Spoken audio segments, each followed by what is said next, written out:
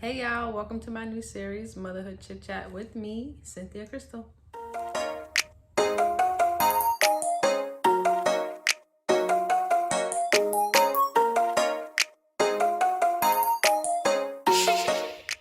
Hey everyone, welcome back to my channel. So, as you can tell by the intro and the title, today starts a new series on my channel, Motherhood Chit Chat with me, Synthia Krystall.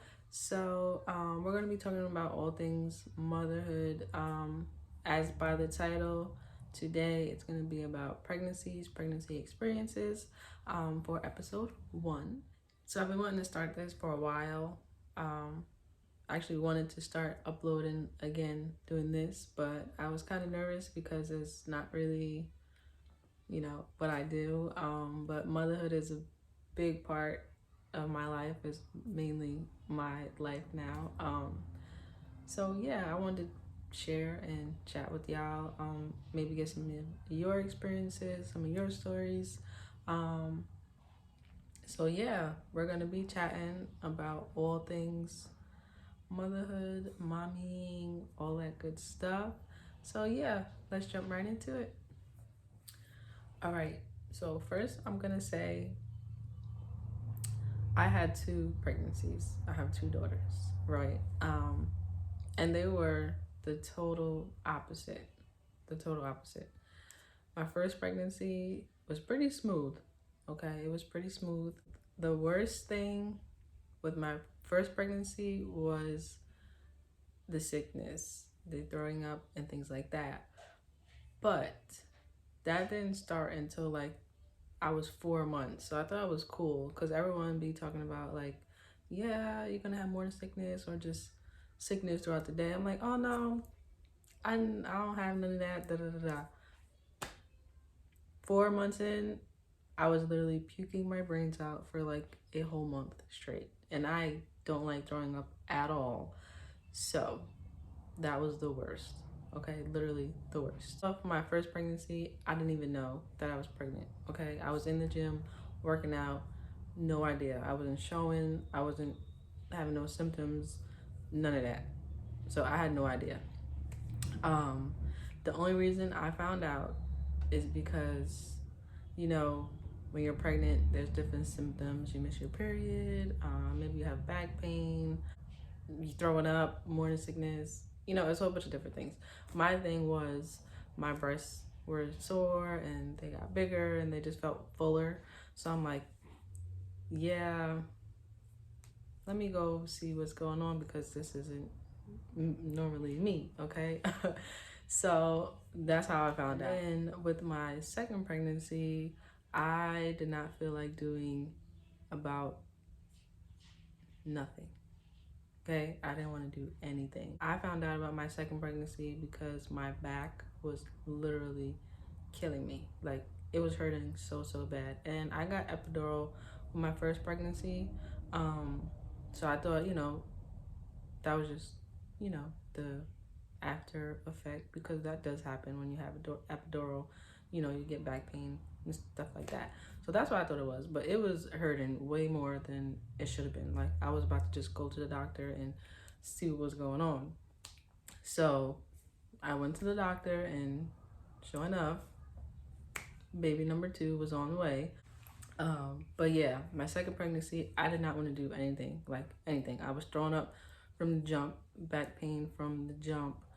I literally didn't want to get dressed. I didn't want to do my hair. I didn't want to do anything about anything. I didn't want to do nothing, okay? My first pregnancy, I was a little bit more like, it wasn't affecting me as much. Like, I was going about my daily routine. I was able to maneuver and want to do stuff and actually want to go out, want to get dressed. Second one, none of that. I didn't want to do none of that, okay? So if y'all have any experiences like that, if you have more than one child, let me know down below if y'all had different experiences, because mine were total opposite, okay? The total opposite. Now, as far as like the whole pregnancy with like sonograms and doctor's appointments and things like that, that part wasn't really bad. Actually, I loved going to the sonograms, with my first daughter, even my second daughter, like hearing the first initial heartbeat, like I literally like started crying for both of them, because it's like, wow, like I have like a whole human inside my stomach. Like, you know, God's allowing me to carry a child. So it was like emotional for me. So I always love going to the sonograms. My worst part that I didn't like was like towards the end of the pregnancy, when you get like, I think it's like 35 weeks, 36 weeks, something like that. And you have to go like literally every week, like every single week, every week. You go back and forth to doctor, back and forth to. So that right there was like, I'm like, come on, I gotta go back to the doctor again? Like, what? So yeah, that I didn't like that part. That was just too much, because my doctor's appointment from my house was like, there was more than one location, but if the closest one was full, and it usually was, I would have to go like 30 minutes away. Like, who wants to go 30 minutes away every week? Not me. Not while I'm 36 weeks pregnant. Like, no one's to do that. But, you know, you gotta do it. You gotta do it. So, yeah, that's that. And then one thing that like blew me for both pregnancies, like for my first one, I had a gender reveal. And for my second one, I didn't do anything. I just waited until she came. But we didn't know the gender. And that was like the most hardest thing for me to do, because it's like, dang, how I'm gonna get clothes, how my mom gonna get clothes, like who's gonna, like, no one's gonna know. So like that was like, for me, that was like one of the craziest things I ever did, because I'm like so like organized. Like I gotta have stuff like in the right order, things like that, and I've always been like that. So that blew me, that threw me. But I waited. I didn't slip, none of that. I waited until she came out and we found out it was a girl. And then also, so I said for my first pregnancy, I did a gender reveal. So you know how like all the older people, they're like, oh yeah, the shape of your stomach is gonna be a boy, or it's gonna be a girl, or you're carrying lower, or you're carrying higher, or you're more round and stuff like that. My shape of my stomach fooled so many people in my family, like my godmom, my aunts, like literally a lot of people. It fooled a lot of people. For some odd reason, for my first daughter at the gender reveal, I was like literally the only one that thought I was having a girl. I was the only one that had like a girl pin on. It's a girl pin on. I just knew deep down that it was a girl. I've always wanted a girl first, and I got my girl first. I don't know why, but I just felt in me that it was a girl, and it was. My second one, a lot of people thought that I was having a boy again, and I didn't. So I feel like to a certain extent, like that myth be true and then it don't be true, because for me, both times, it literally, my stomach shape fooled so many people both times. So if that has ever happened to you, let me know down below to make sure I'm not the only one that experienced that shows like those sayings and things like that are not always true, because I felt like a oddball because it didn't happen that way. So yeah, one of the things that I loved most, literally was probably my favorite thing out of my entire pregnancy. Like, yeah, I did the gender reveal, I had my baby shower, you know, just all the love and support and things like that.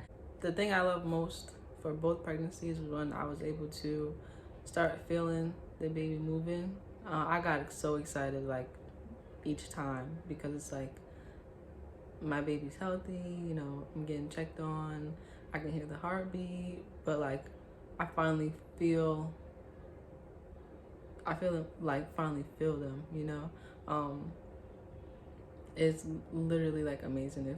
If you're not a mom yet but you want to be a mom, and I'm trying not to like cry, but if you want children, that's like, well, to me, that's like the most like heartwarming. It's an amazing feeling, because it's like, man, like my baby's coming soon, they're growing, you know. It's, yeah.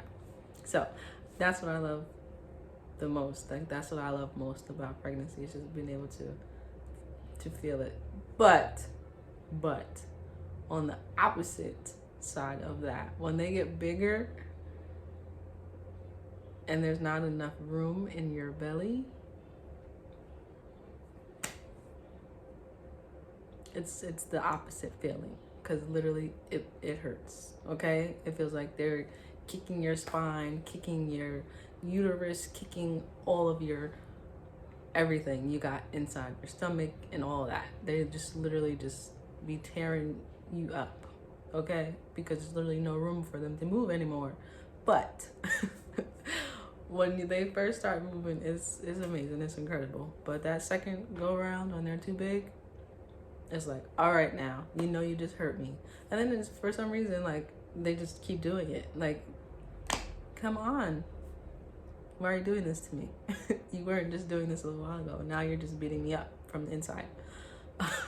So yeah, that's what I love most about pregnancy. That's literally what I look forward to, just feeling the baby move around. And another thing that's so crazy, I'm not even gonna say crazy, is like uncomfortable, was trying to sleep. Like trying to sleep was like, what? Okay, so like in the first few months of pregnancy, like it's cool. You can lay there, you lay on your side, you be comfortable. But girl, when that belly gets too big, it's like your sleep is out the window. Like it's gone, because you're not comfortable anymore. It's like you lay on one side, 10 minutes later, you lay on the next side. You can't lay on your stomach. You can lay on your back, but not for long. Well, they tell you not to lay on your back for long. So it's like you're turning like a rotisserie chicken in your bed because you can't get comfortable. Like, what? What in the world? Like, the baby is like peacefully sleeping, and then you're just up. Just up. Literally. You have pregnancy insomnia, can't sleep. You're up at 3 in the morning. And then when the baby is up at 2 and 3 and 4 o'clock in the morning, and they're doing their flips and their dips and their 360s and whatever else they're doing inside there, you're up, because you're feeling every single movement that they're doing, because there's no more room in your belly, right? So now you're up and you should be sleeping, getting prepared to deliver, but they want to be night owls, and now you're up. So yes, end of pregnancy sleep insomnia, it's real. Okay, it's real. I'm telling you, it's real. It happens, because it happened to me, and I'm pretty sure it happened to someone else. Because that's just it. Maybe, and I would think like maybe sometimes like that's preparing you for like the newborn stage, because yeah, you're up a lot when you have a newborn. But that's another video. So yeah, if you're thinking about or want to be pregnant, prepare yourself for sleep insomnia, because it's coming. Okay? So yeah,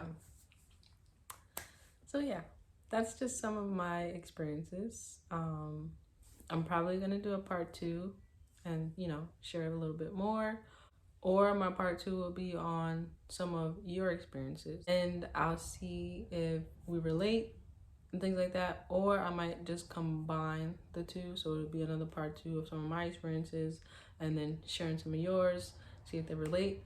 So make sure you guys comment down below some of your experiences, what you liked, what you didn't like, good, bad, whatever. just make sure you comment down below, because I'm planning on, sharing those things, because I just want to see if we relate or had similar experiences, So make sure y'all comment down below. Don't leave me hanging, okay? Not on my first episode, y'all. Don't leave me hanging. Okay, so yeah, I thank y'all for tuning in for my first official new series episode. Stay tuned for episode 2. And as always, I thank y'all for watching. I thank y'all for your support. We're growing, y'all. We're growing. And I'm so happy to be growing. And I just want to keep growing, keep going, keep elevating, so we could just get bigger and bigger. So yeah, I thank y'all for everything, for all the support. I thank all my new subscribers. You're part of the family now. So yeah, let's keep going. Let's keep growing. Stay tuned. Keep supporting. And yeah, I thank y'all for watching. And until next time, I'll catch y'all in the next one.